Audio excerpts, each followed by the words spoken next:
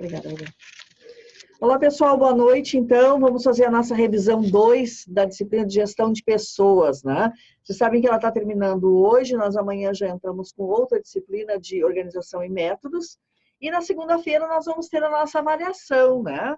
Então, não esqueçam de agendar as avaliações de vocês para poderem fazer num tempo hábil e um tempo em que vocês conseguem ainda estudar nesse final de semana. Não esqueçam também, quando forem fazer a avaliação, nós temos a nossa pesquisa de opinião ou a nossa CPA, né? Porque é com os resultados que vocês trazem de CPA para nós que nós vamos fazendo os melhoramentos, tá? Mas vamos lá, pessoal, contribuindo e vamos revisar, então. Essa unidade 13.4, nós entramos já num processo, passamos já do processo de recrutamento e seleção, né? E entramos, então, no processo de nós já contratamos o nosso colaborador.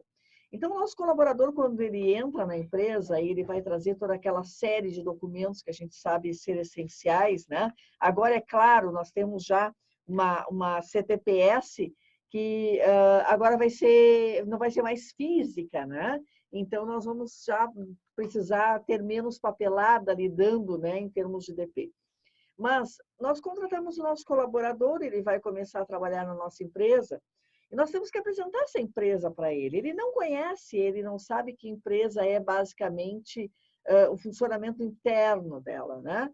Então, nós temos que fazer o que a gente chama de socialização ou processo de integração, tá? Podemos chamar de duas formas. Neste processo, nós vamos apresentar a empresa para esse novo colaborador e apresentar o colaborador para a empresa. Então, ele vai conhecer não só dependências físicas, tá?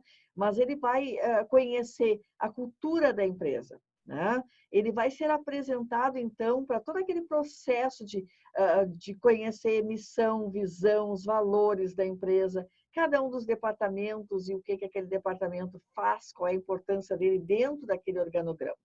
Então, a socialização organizacional é a organização que adapta as pessoas às suas conveniências. Então, nós costumamos sempre dizer para os colaboradores, né, a senhora que trabalha bastante com treinamento e desenvolvimento, quando nós vamos trabalhar numa empresa, nós não podemos querer mudar a empresa para que ela se adapte a nós. A empresa já está lá. Nós é que vamos nos adaptar a ela, né? Então, por isso que a gente diz que a organização adapta as pessoas às suas conveniências. Eu sou simplesmente mais um entrando num grupo que já existe. Então, eu vou me adaptar àquele grupo, me adaptar àquela cultura, né? E começar, então, a fazer as minhas contribuições, né? Ou seja, doar minha força de trabalho.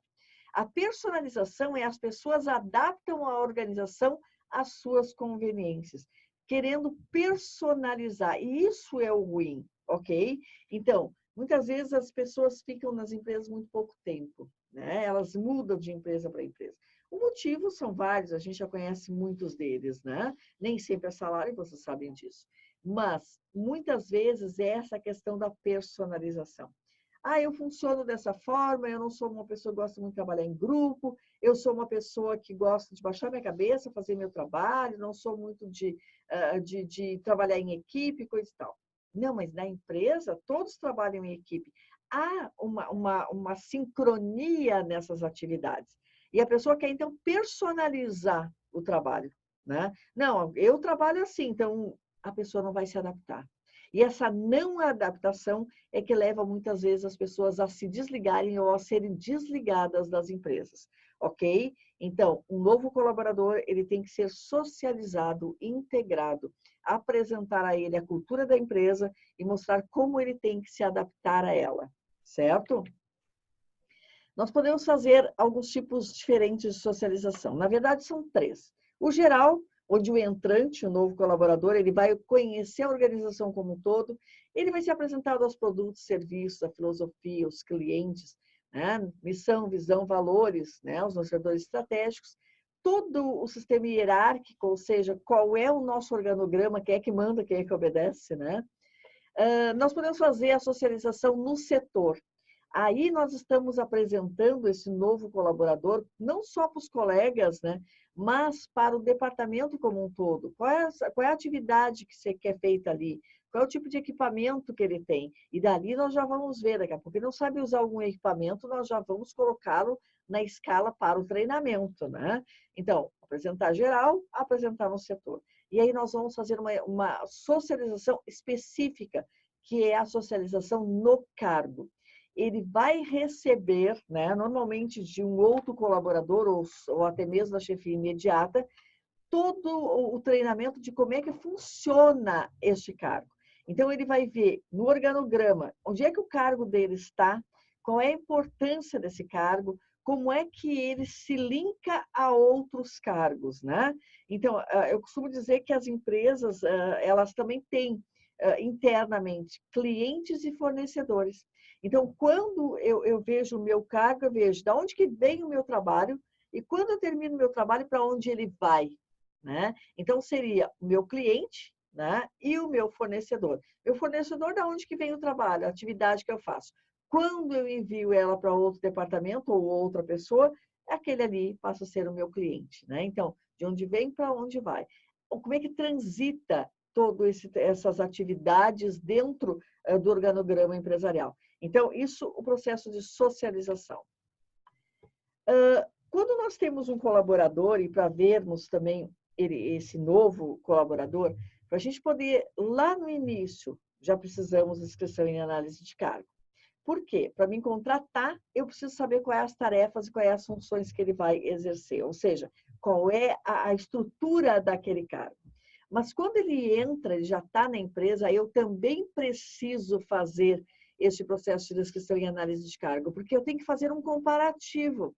Eu tenho que comparar. Ele entrou, ele tem tais e tais competências, ele vai fazer tais tarefas, ele sabe lidar, por exemplo, com uma planilha de Excel, mas não uma planilha de Excel onde ele faça cálculos, por exemplo, né? Onde ele use as fórmulas. E eu pego a descrição de cargo e vejo que a partir de agora eu vou precisar que ele aprenda a fazer essas fórmulas, que ele comece a lidar com outro tipo de colaborador, com outro escalão dentro do meu organograma. Isso tudo vai na descrição de cargo. E é daí que eu vou tirar, então, as necessidades de treinamento que a gente vai ver mais a seguir. Então, descrição e análise de cargo, ela tem como base a estrutura da organização, os níveis hierárquicos e a responsabilidade, né? É quando nós detalhamos as tarefas e as funções que o ocupante vai realizar. Qual é a rotina de trabalho que ele tem, quais são as obrigações que ele tem que cumprir e quais são as características, então, que eu preciso que esse ocupante tenha. Nós temos que saber bem a diferença entre essas três nomenclaturas que vão dentro da descrição e análise de cargo. A tarefa, a função e o cargo. A tarefa é o conjunto de atividades que exijam esforço humano a fim de cumprir um determinado fim. É o conjunto de tarefas que compõem uma função. A função, então, é composta por deveres, responsabilidades e as tarefas que têm que ser cumpridas pelo sujeito. O cargo é o conjunto de todas as funções, né? Idênticas a todos os aspectos e na maioria das tarefas que compõem a função. Então, o cargo ele é composto por função e tarefa. A função é composta por tarefa e a tarefa é composta pelas atividades que ele tem que exercer. Tá? Diferenças básicas. Aqui eu coloquei para vocês um comparativo entre descrição e análise, né?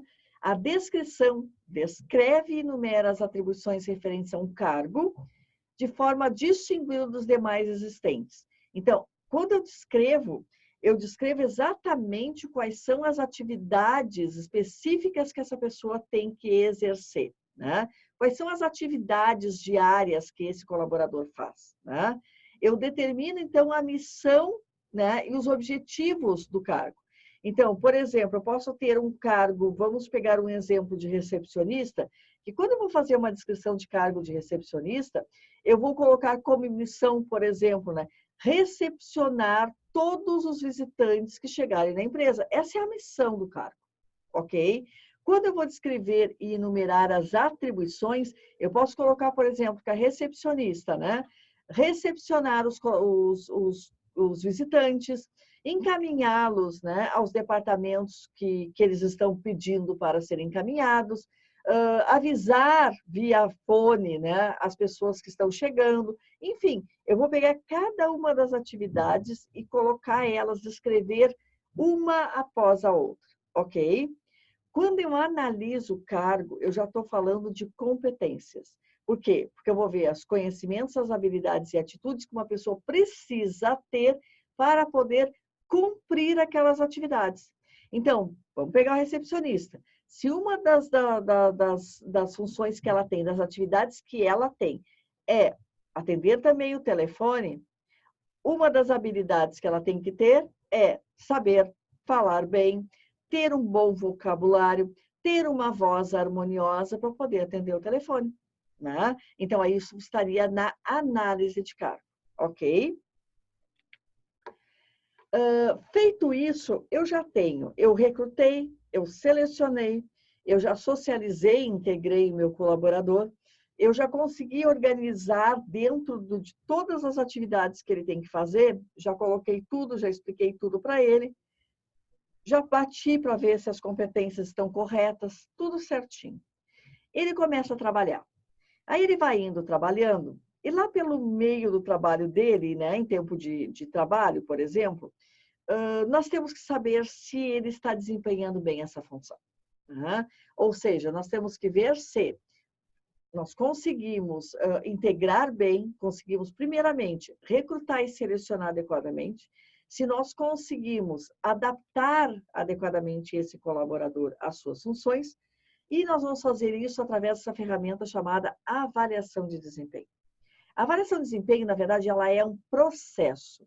Ela é um processo que acontece, algumas empresas costumam fazer 2 vezes ao ano, outras costumam fazer anualmente, ok? É um comparativo sobre o que eu preciso e o que a pessoa está cumprindo. Então, avaliar o desempenho é a partir do uso de técnicas gerenciais, então as ferramentas, mensurar os resultados de um determinado colaborador ou grupo de colaboradores em relação às atividades desempenhadas, metas e resultados alcançados, as competências à disposição da organização e potencial de desenvolvimento. Eu contratei a pessoa para ser recepcionista. Ela tem todas as competências que eu preciso enquanto empresa. Ela sabe fazer as atividades, ok? Quando eu avalio o desempenho, eu vou medir se isso realmente é verdade. Então, eu vou medir os resultados, eu vou medir o desempenho dessa pessoa, ok? Através desse processo de avaliação. Eu vou fazer todo esse comparativo, tá? Ela abrange várias áreas e possibilita, então, que a gente tenha uma visão, né, de 3 dimensões básicas de uma empresa. Primeiro, os resultados. O que a gente sabe? Uma empresa não consegue sobreviver se ela não tiver resultados, ok? Sem resultados não tem como. Se eu não vender, não tem como uma empresa sobreviver. Então, os resultados de vendas, né, são essenciais. Mas os resultados do colaborador interno, né, ou seja, a retaguarda do pessoal do comercial, por exemplo, também tem que ser medida. Então, área dos resultados e a interligação com as metas de trabalho.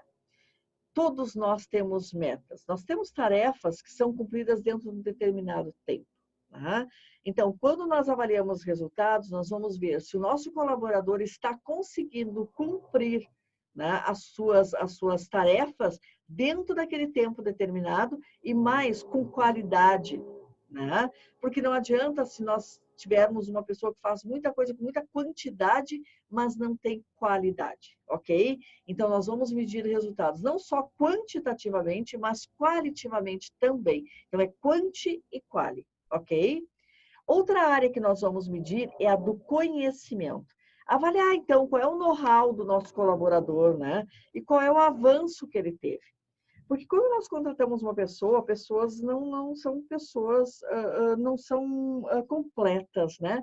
A gente vai crescendo, a gente vai aprendendo, vai se desenvolvendo. Então, a área do conhecimento, nós não detemos o conhecimento de tudo. Então, tu pode entrar numa empresa, pode contratar um colaborador para uma empresa com um know-how, vamos dizer assim, a 60% do que eu preciso. À medida em que ele vai trabalhando, ele vai ter um avanço nesse know-how, ou seja, ele vai aumentando o conhecimento dele sobre aquela atividade, sobre aquela determinado departamento, determinada função, tá? Então, isso também nós vamos medir, qual foi o avanço que ele teve, né? E vamos medir também a área do comportamento. Já conversei com você sobre isso. O comportamento, ele é algo que demora um pouquinho para a gente adquirir. Conhecimento é muito mais rápido, ok? Então, muitas vezes a gente tem que contratar uma pessoa, nós preferimos muitas vezes contratar uma pessoa que vai conseguir se comportar adequadamente dentro da cultura da empresa, em detrimento daquela que tem o conhecimento. Porque o conhecimento, a gente dá o conhecimento para uma pessoa, matricula ela num curso, dá um treinamento, passa ela por um processo de desenvolvimento e ela adquire. Agora, o comportamento, não. O que a gente sabe em psicologia? É no mínimo 6 meses para que nós possamos mudar atitudes, mudar comportamentos, ok? E nos adaptarmos a uma cultura diferente. Tá? Então, quando nós avaliamos o desempenho, nós vamos avaliar em 3 áreas. A área dos resultados, a área do conhecimento e a área do comportamento. Outro subsistema que nós temos é o subsistema de remuneração. Remuneração, o que a gente sabe, né? Entra o nosso salário, entra tudo que nós vamos ganhar. A remuneração é o consolidado de tudo que nós recebemos. Não é só o salário. Eu não posso falar de remuneração. O que eu vou pagar para minha recepcionista? Eu vou dar um salário para ela de R$ 1.200. Isso é o salário, isso não é a remuneração. Tá? A remuneração vai entrar também alguns benefícios que ela tiver. Né? Daqui a pouco nós estamos dando para essa recepcionista um prêmio para ela, cada vez que ela cumprir uma meta que nós damos para ela, ela vai ganhar um prêmio. E isso vai ser incorporado, e aí nós vamos pegar o salário, mais esse prêmio que ela ganha, e aí sim nós temos remuneração. Então, o sistema de remunerar pessoas é fundamental quando o objetivo é retenção. Nós só vamos reter pessoas quando elas se sentirem bem remuneradas, ok? Porque as pessoas, elas precisam não só do salário, mas elas precisam saber que se elas tiverem um desempenho maior, elas vão ter um dinheiro a mais para receber, um benefício a mais todo final de mês. Então, a remuneração, ela pode ser fixa ou ela pode ser variável. Nós chamamos de remuneração fixa quando visa a padronização da remuneração. Uma organização, ela padroniza, ela pode padronizar. Ela promove de forma mais fácil o equilíbrio interno e externo, mas a remuneração fixa não é componente motivador. Por quê? Porque eu sei que todo final de mês é aquilo ali que eu vou receber. É R$ 1.200 com os descontos. Ponto. Ela é fixa. Eu não tenho mais por que ir atrás. É o que a gente chama de... Não tem uma cenourinha lá na frente. Né? Não tem algo que eu possa correr atrás. E isso é uma coisa diferente quando a remuneração é variável.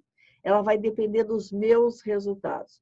Então, cada resultado que eu der a mais, fora o que já é planejado, eu sei que eu vou ter um prêmio. Né? Isso acontece basicamente com o pessoal comumente utilizado com o pessoal da área comercial, né? Mas nada nos impede de fazer uma remuneração variável em qualquer outro tipo de departamento. Então, a variável depende dos resultados do colaborador, do seu desempenho e da entrega dos resultados. Né? Pode ser trimestral, semestral, anual, também está ligado aos lucros adquiridos pela organização. Então, o PL, né, que é o que muitas empresas pagam no final do ano, né, é o quê? Né? É uma remuneração pelos resultados, né? Quais os lucros que a empresa teve, ela distribui entre seus colaboradores aqueles lucros, ok? Então, aí seria uma remuneração variável. Só um exemplo, assim, para vocês, tá?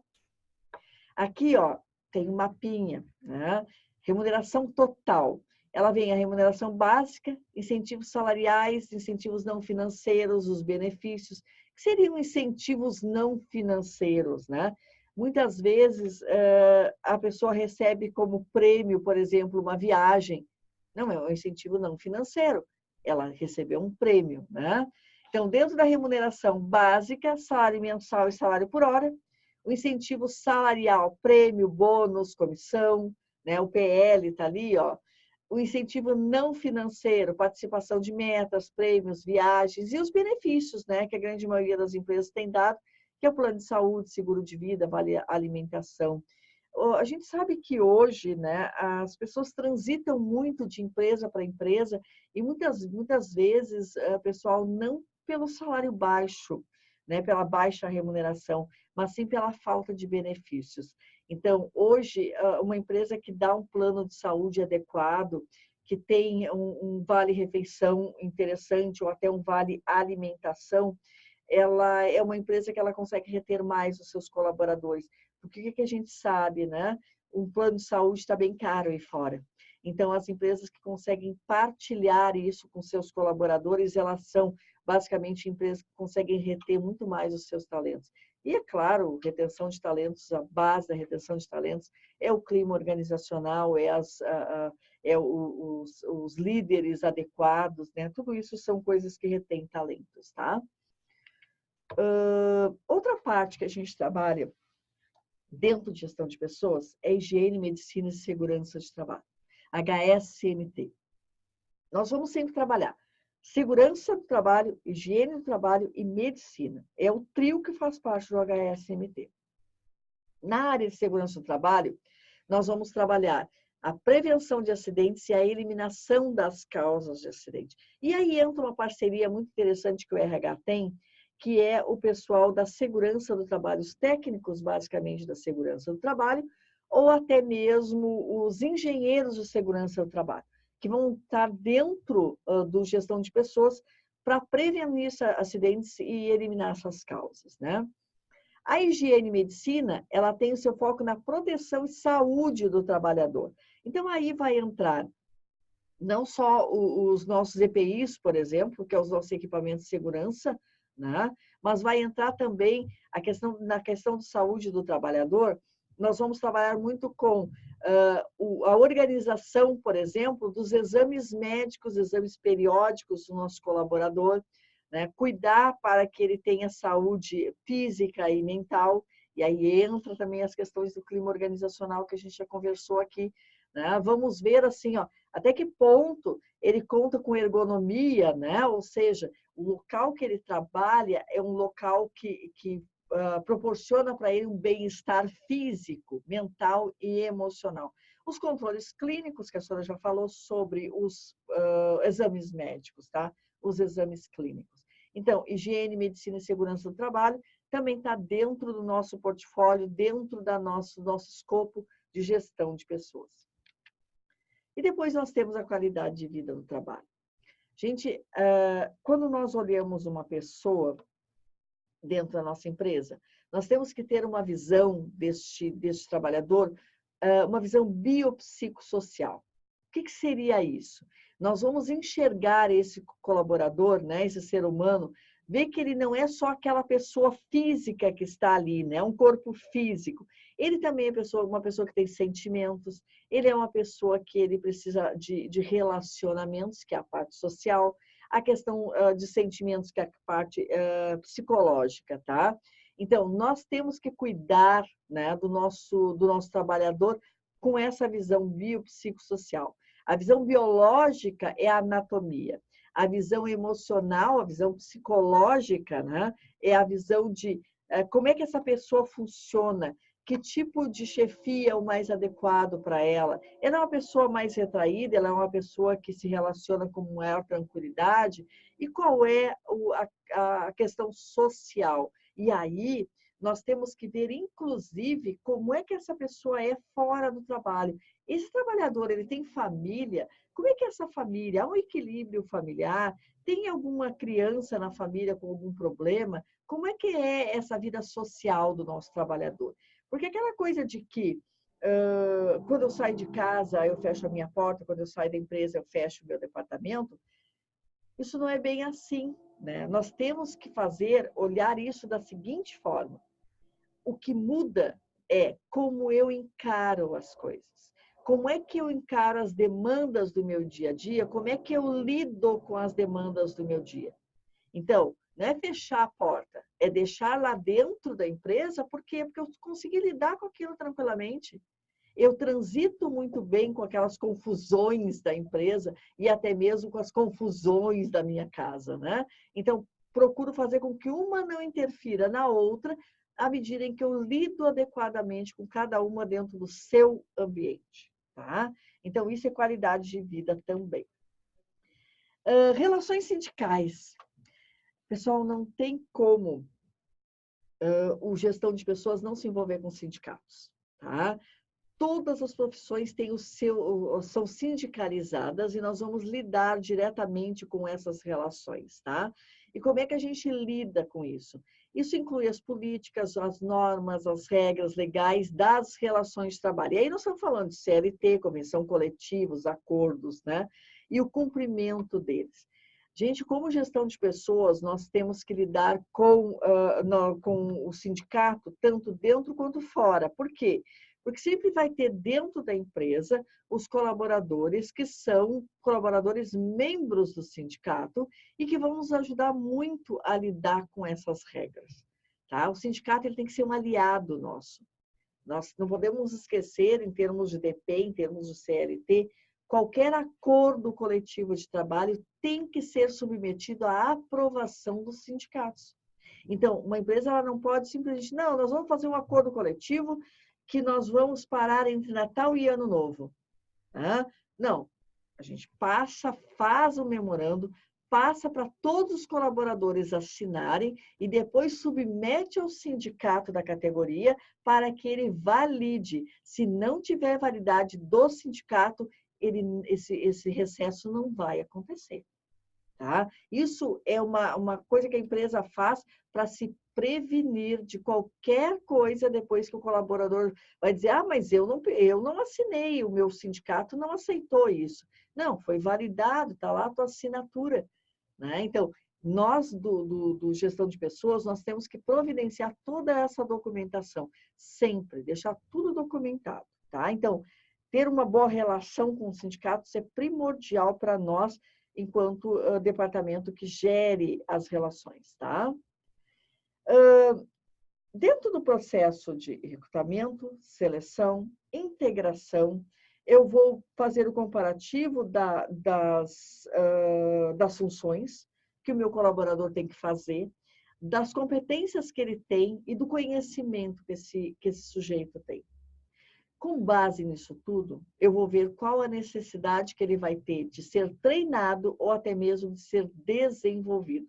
Então, T&D, treinamento e desenvolvimento, outro subsistema que está dentro da nossa gestão de pessoas. O treinamento e o desenvolvimento de pessoas, ele se baseia na psicologia industrial e trata do aprendizado a nível individual. Quando eu falo de treinamento e aprendizado a nível individual, eu estou basicamente falando de atividades, aprender, desenvolver-se nas atividades da minha função. Quando eu falo em aprendizagem em nível individual, em termos de desenvolvimento de pessoas, eu estou falando em melhorias das minhas atitudes, das minhas competências, ok? Eu estou desenvolvendo a pessoa enquanto ser humano. Então, treinamento é basicamente as habilidades, desenvolvimento é atitudes, já é outro tipo de competência. E, é claro, eu tenho o desenvolvimento organizacional, é a aprendizagem organizacional, é a empresa aprendendo, porque as empresas também aprendem, tá? Não é só o ser humano que aprende, as empresas também aprendem. Tem um departamento dentro das empresas que nós trabalhamos exatamente essa questão do aprendizado. Aqui, nós estávamos em treinamento e desenvolvimento, tá? Então, vamos continuar falando sobre treinamento e desenvolvimento. A senhora falou para você sobre as empresas que aprendem. Não é só o ser humano que aprende. Como é que as empresas aprendem? Como é que chega o conhecimento para elas? Elas aprendem, basicamente, quando tem que lidar com clientes novos, quando tem que fazer um novo produto, e aprendem conosco, colaboradores. Cada vez que a gente entra numa empresa, nós vamos trazer conhecimento para ela, tá? Então, é o que a gente chama de educação corporativa, tá? Então, dentro do processo de DO, entra a questão da educação corporativa. Quais são as etapas que nós temos de treinamento e desenvolvimento? Primeiro, nós vamos ter que fazer um diagnóstico. Diagnóstico do quê? será que eu preciso dar treinamentos para aquele colaborador sobre se eu tenho que dar para aquele colaborador um treinamento sobre o que seria, né? Então eu vou fazer um levantamento das necessidades, né? Se ele precisa de treinamento, qual é os dados que eu preciso dar de treinamento para ele, o que ele precisa aprender a fazer.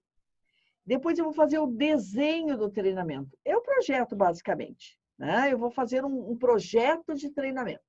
Eu vou implementar, ou seja, vou realizar o meu projeto, vou implantar o meu projeto, e depois eu vou avaliar, eu vou verificar a eficácia. Se eu não posso medir o antes e depois, não tem por que eu fazer, tá bom? Então, isso é uma coisa que a gente costuma dizer sempre, né? Por isso a gente avalia o antes e o depois. O que foi a melhoria que meu colaborador teve, tá? O desdobramento, então. A necessidade de satisfazer, que é o diagnóstico, né? Os objetivos da organização, vou medir tudo isso. Competências necessárias, os problemas que eu tiver de produção, problemas com pessoas, resultados da avaliação de desempenho, aquela que a gente falou antes.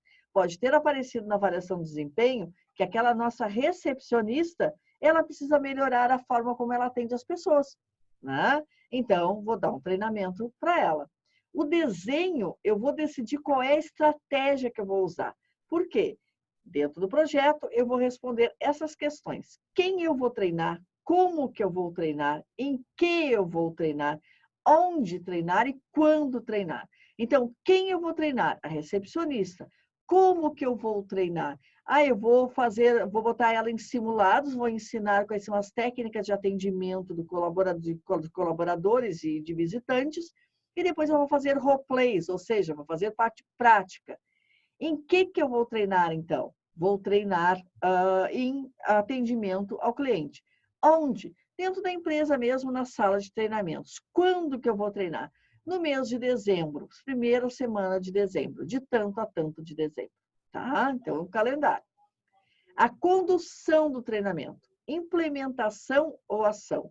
É que agora eu vou pegar todas essas perguntas que eu já achei umas respostas e vou, então, implementar. Ok? Vou dar o treinamento, então, para a minha recepcionista, tá?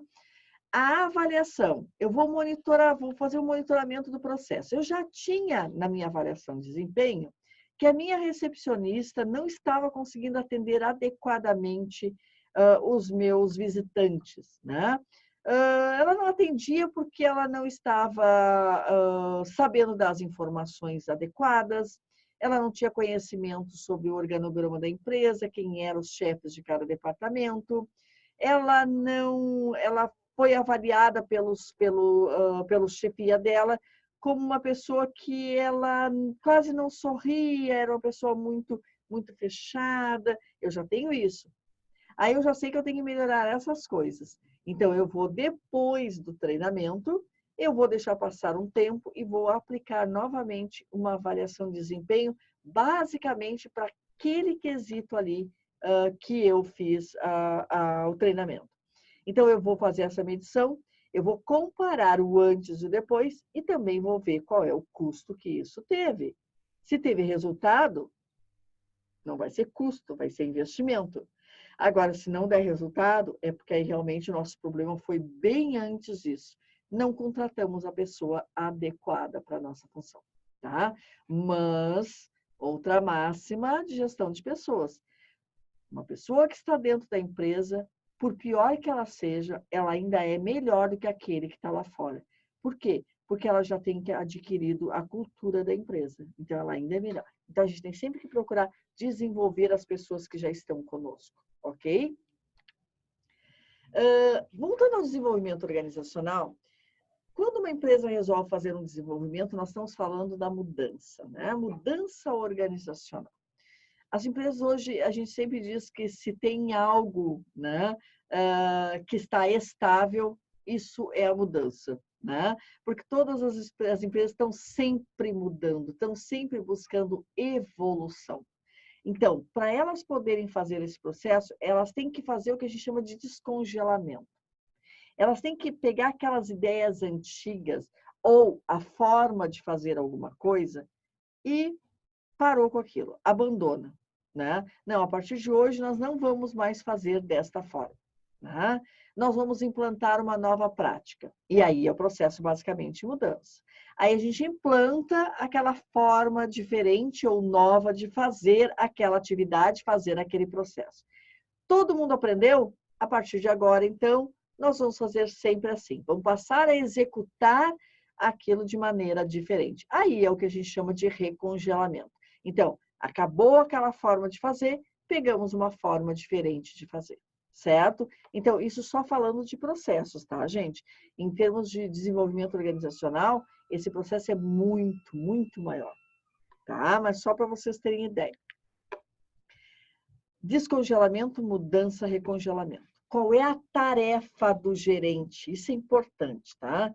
Qual é a tarefa do gerente em cada uma dessas fases? A tarefa do gerente no descongelamento é criar um sentimento de necessidade de mudança. Se os colaboradores não aderirem a isso, não adianta a empresa querer fazer, tá? Eu sempre fiz o meu processo desta forma. Por que agora eu vou mudar? Isso se escuta muito, tá? Quando o colaborador ele não se engaja no processo, tá? Como é que esse gerente vai trabalhar? Ele vai incentivar, né, as pessoas a gostarem da coisa nova. Boas relações com as pessoas, ele precisa ter um bom relacionamento e ele tem que ajudar as pessoas com um comportamento mais eficaz, tá? No processo de mudança, o papel do gerente é implementar a mudança. E no recongelamento é estabilizar, né? Ou seja, como é que a gente estabiliza uma coisa? A gente, por exemplo, se usa recompensas, né? Elogios, por exemplo, para as pessoas de que as coisas estão melhores, né? Que todo mundo está fazendo certo. Então, aqui é o papel do gerente em cada uma dessas coisas, tá? E muitas vezes, pessoal, este gerente do qual nós estamos falando é o gerente do RH. E se não for o gerente do RH, o RH tem que trabalhar esse gerente para que ele possa executar cada uma desses papéis dentro da sua tarefa, ok? É papel nosso também fazer os gerentes atuarem, tá? Aí vem mais uma parte que é o monitoramento. Na verdade, a última fase do nossa gestão de pessoas é o monitoramento. O que é o monitoramento? Basicamente, nós trabalhamos com banco de dados. Não temos mais como trabalhar uma gestão de pessoas sem ser com tecnologia. Então, nós vamos ter implantado sistemas gerenciais, né? E dentro desses sistemas gerenciais, existem os bancos de dados. Então, cada um deles, né? Cada uma das atividades que a gente faz, ela vai ser inserida dentro do banco de dados. Nós vamos botar cadastro de colaboradores ou de clientes, nós vamos tirar, nós vamos fazer alteração, nós vamos cuidar a frequência ou cartão ponto. Todo o sistema de remuneração é dentro do banco de dados, né? Nós vamos usar dados que estão lá cadastrados para poder fazer. Por exemplo, quando eu quero fazer uma folha de pagamento, eu vou, a partir do banco de dados, buscar os dados do cartão ponto do meu colaborador, vou lá no banco também e vou ver qual é o cadastro de remuneração que ele tem, qual é o cadastro de benefícios que ele tem, vou pegar tudo isso e aí vou gerar a folha de pagamento, onde vem toda a remuneração dele, os dias que ele trabalhou, se ele teve falta, se ele teve atestados, todos os descontos, né, legais, ou seja, INSS, imposto de renda, depósito de FGTS, tudo isso. E aí eu vou conseguir gerar uma folha de pagamento. Então, monitoramento é basicamente o uso da tecnologia para atender às nossas necessidades de gestão de pessoas. Nós precisamos ser rápidos. Não podemos mais andar com papelada para lá e para cá. Então, por isso, os sistemas gerenciais. Ok? Então, terminada a nossa revisão 2, não esqueçam, estudem para a prova, né? Estudem direitinho, marquem, entrem em contato com os polos de vocês para poderem fazer a marcação da data, o agendamento da prova de vocês. E não esqueçam, respondam a CPA. Nós estamos melhorando muito todo o nosso sistema com base nas coisas que vocês nos respondem. Só conseguimos trabalhar E só conseguimos melhorar a nossa FAQ a partir do que vocês trazem para nós na CPA. Vocês já viram que já melhorou bastante, né? Por quê? Porque nós estamos muito interessados em saber o que tu pensa e o que tu precisa. Ok? Boa noite para vocês, bons estudos então. Tchau, tchau.